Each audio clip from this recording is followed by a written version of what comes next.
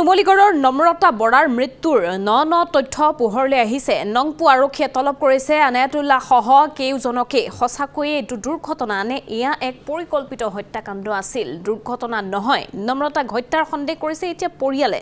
ৰুক্মিণী গাঁৱৰ নিহা এপাৰ্টমেণ্টৰ চতুৰ্থ মহলাত ভাৰতীয় হিচাপে আছিল নম্ৰতা। নম্ৰতাৰ বাসভৱন, ভাড়াঘৰ আৰু দুৰ্ঘটনাস্থলীত উপস্থিত হৈছে ND24 সাংবাদিক। বিগত এবছৰে তিনি বান্ধৱীৰ সৈতে সেই এপাৰ্টমেণ্টত বাস কৰি আহিছিল নম্ৰতাই। মেডিকেললৈ যাম বুলি হঠাতে ওলাই গৈছিল ঘৰৰ পৰা, কিন্তু হঠাতে ওলাই গৈ শ্বিলং কেনেকৈ পালেগৈ নম্ৰতা, সেই সন্দৰ্ভতহে এতিয়া প্ৰশ্ন উত্থাপন হৈছে। নিজে ব্যৱহাৰ কৰি থকা মোবাইলটো কোঠাত থৈ গৈছিল নম্ৰতাই।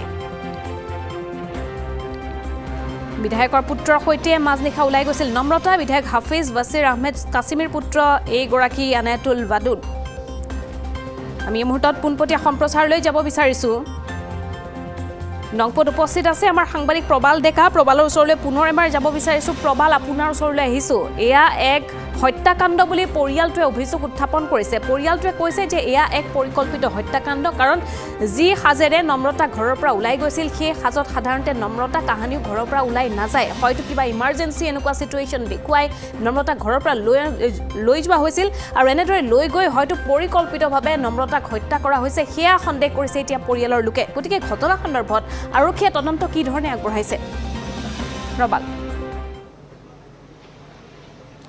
নিশ্চয়কৈ হিমাশ্ৰী চাওক, আচলতে এই চাৰিগৰাকী আনায়াতুল ৱাদুদ, মৃগাংক, প্ৰজ্ঞা আৰু গায়ত্ৰী, এই চাৰিগৰাকী যুৱক যুৱতীক নংপুৰ আৰক্ষীয়ে তলব কৰিছিল। আজি দিনৰ ভাগত তেওঁলোকৰ ভাষ্য সংগ্ৰহ কৰিবৰ বাবে তেওঁলোকক মাতি পঠিয়াইছিল, কিন্তু এতিয়ালৈকে সেই চাৰিগৰাকী আহি উপস্থিত হোৱা নাই নংপুৰ আৰক্ষী থানাত। খন্তেক সময়ৰ পূৰ্বে আমি দেখিছিলোঁ, গোটেই চাৰিগৰাকীকে দেখিছিলোঁ দুখনকৈ বাহন, তিনিগৰাকী আন এখন বাহনত, এখন ক্ৰেতা এখন বাহন, সেই বাহনখনত গায়ত্ৰী, প্ৰজ্ঞা আৰু মৃগাংক আছিল, আৰু আন এখন বাহনত আছিলে যিগৰাকী বিধায়ক পুত্ৰ। সেই মুঠ দুখনকৈ বাহনত তেওঁলোক আহিছিল।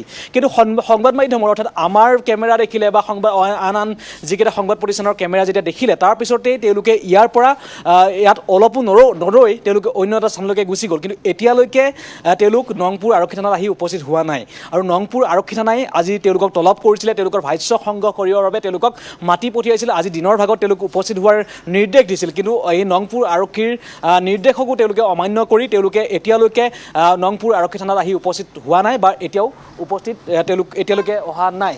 আৰু তাৰ সমান্তৰালভাৱে তেওঁলোকৰ যিখিনি ভাষ্য, সেই ভাষ্যখিনি সংগ্ৰহ কৰিব বিচাৰিব আৰক্ষীয়ে। তেওঁলোকৰ কেনেধৰণৰ ভাষ্য আছিল, তেওঁলোকে প্ৰতি মুহূৰ্তত আচলতে ভাষ্যসমূহ যিহেতু সলনি কৰি আছিল, যে আনায়াতুলৰ ভাষ্যৰ লগত মৃগাংকৰ ভাষ্য নিমিলে, গায়ত্ৰীৰ ভাষ্যৰ লগত প্ৰজ্ঞাৰ ভাষ্য নিমিলে, তেনেধৰণৰ আচলতে প্ৰতিগৰাকী লোকৰেই আচলতে বিপৰীত তেওঁলোকৰ ভাষ্য।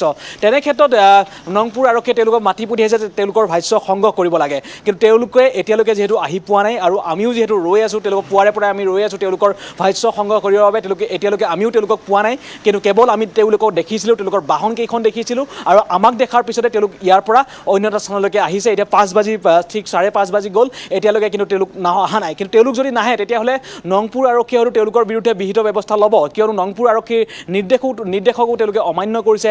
নংপুৰ আৰক্ষীয়ে তেওঁলোকক ভাষ্য সংগ্ৰহৰ বাবে মাতি পঠিয়াইছে, তাৰপিছতো তেওঁলোক যদি হাজিৰ নহয়, তেতিয়াহ'লে আজি আৰু হয়তো এতিয়ালৈকে যিহেতু অহা নাই, হয়তো অহাৰো হয়তো চান্স নাই। তেনে ক্ষেত্ৰত তেওঁলোকৰ বিৰুদ্ধে হয়তো বিহিত ব্যৱস্থা ল'ব পাৰে নংপুৰ আৰক্ষীয়ে। আৰু তাৰ সমান্তৰালভাৱে নংপুৰ আৰক্ষীয়ে কৈছে যে চাৰ্জশ্বীট দাখিল কৰাৰ কথা উল্লেখ কৰিছে, যে যিগৰাকী ইয়াৰ ৰিভই জিলাৰ যিগৰাকী SP, অৰ্থাৎ আৰক্ষী অধীক্ষক, সেই আৰক্ষী অধীক্ষকৰ সৈতেও আমি কথা পাতিছিলোঁ। তেওঁলোকে কৈছে যে এয়া তেওঁলোকৰ বিৰুদ্ধে আমি চাৰ্জশ্বীট দাখিল কৰিম, আৰু সোনকালেই চাৰ্জশ্বীট দাখিল কৰাৰ কথা উল্লেখ কৰিছে। আৰু প্ৰতি মুহূৰ্তত যিহেতু তেওঁলোকৰ ভাষ্যসমূহ বিপৰীত ভাষ্য তেওঁলোকে প্ৰদান কৰি আছে, তেনে ক্ষেত্ৰত আচলতে আৰক্ষীয়েও কোনোবাখিনিত তেওঁলোকৰ সন্দেহৰ মাজত সোমাই পৰিছে। হয়তো সেয়া দুৰ্ঘটনা হ'ব পাৰে, দুৰ্ঘটনা হ'লেও যে তেওঁলোকৰ ভাষ্যসমূহ নিমিলে বা ভাষ্যসমূহ যে মিলা নাই, তাৰ বাবে আৰক্ষীয়েও আচলতে কোনোবাখিনিত বিমূৰত পৰিছে। আৰক্ষীয়েও সেইবাবে তেওঁলোকৰ ভাষ্য সংগ্ৰহ কৰিবৰ বাবে মাতি পঠিয়াইছে, কিন্তু এতিয়ালৈকে তেওঁলোক আহি উপস্থিত হোৱা নাই। তাৰ সমান্তৰালভাৱে আমি পুৱাৰে পৰা সেই যিখন বাহন আছিল, যিখন দুৰ্ঘটনাগ্ৰস্ত যিখন বাহন আছে, সেই বাহনখন দেখুৱালোঁ। আৰু যিটো স্থানত, যিটো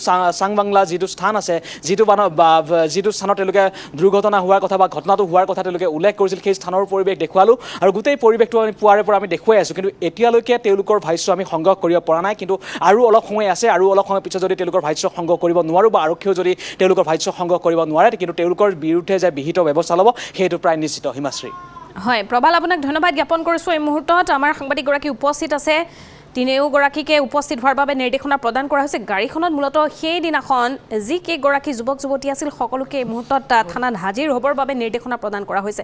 এয়া দুৰ্ঘটনা নে পৰিকল্পিত হত্যাকাণ্ড এতিয়াও সমগ্ৰ ঘটনাৰ ৰহস্য ঘনেই হৈ আছে। ঘটনা সন্দৰ্ভত অসম আৰক্ষীয়ে অনুসন্ধান অব্যাহত ৰাখিছে, তদন্ত অব্যাহত ৰাখিছে। সমান্তৰালকৈ মেঘালয় আৰক্ষীয়ে তদন্ত অব্যাহত ৰাখিছে।